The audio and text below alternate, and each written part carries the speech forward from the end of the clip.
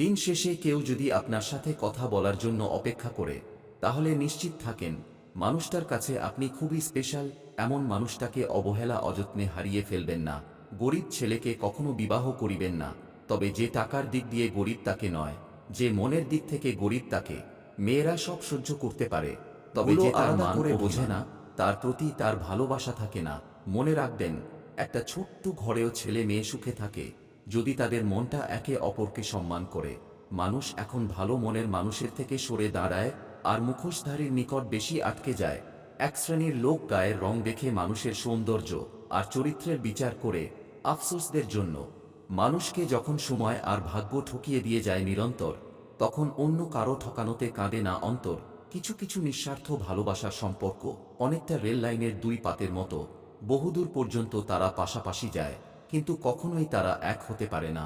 কথায় আছে, শূন্য পকেটে যে নারী তোমার পাশে থাকে, সে তোমার স্ত্রী হওয়ার যোগ্যতা রাখে। কথাটা কিন্তু মিথ্যা না। সবাই ছেড়ে যায় না, কেউ কেউ দুঃসময় পাশে থেকে বুঝিয়ে দেয়।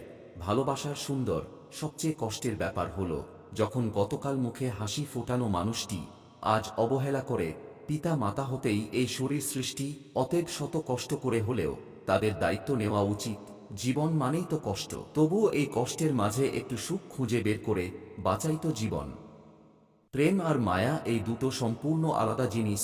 কারো প্রেমে পড়লে পরবর্তীতে তাকে ভোলা সম্ভব, কিন্তু কারোর একবার মায়ায় পড়লে সেখান থেকে বেরিয়ে আসা বড় কঠিন। আমরা অন্যদের ভালো রাখতে গিয়ে নিজেদের ভালো লাগাগুলোকে বিসর্জন দিয়ে তবুও দিন শেষে তাদের কাছে আমাদের মূল্য শূন্য থাকে। সবকিছুর সাথে আপোষ করা যায়, কিন্তু প্রশ্ন যখন নিজের আত্মসম্মানের, তখন আর আপোষ করা যায় না। সবকিছুর মাঝেই একটা ভালো দিক আছে, তোমার শুধু সেই দিকে তাকানো শিখতে হবে। শূন্য দিয়েই জীবন শুরু, শূন্য দিয়েই শেষ। মৃত্যু দিয়ে মিলবে হিসেব, থাকবে না ভাগশেষ। ফিরব সবাই সময় হলে, আজ কিংবা কাল। শরীরটা নয়, কর্মগুলো বাঁচবে হাজার সাল।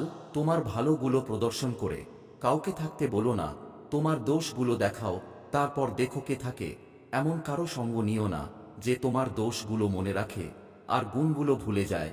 কিছু মানুষ জীবনে না আসলে ছবি কিংবা নাটক, এইসব যে বাস্তব জীবনের গল্প থেকে নেওয়া, জানতেই পারতাম না। কত চিঠি হয় না লেখা, হৃদয়ে থেকে যায়।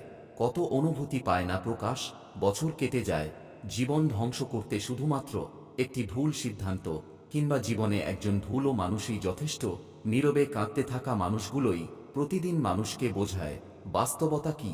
যখন তুমি অন্যকে নিয়ে বেশি ভাববে, তখন অন্যের করা সামান্য অবহেলাটুকু তোমাকে অনেক বেশি কাঁদাবে।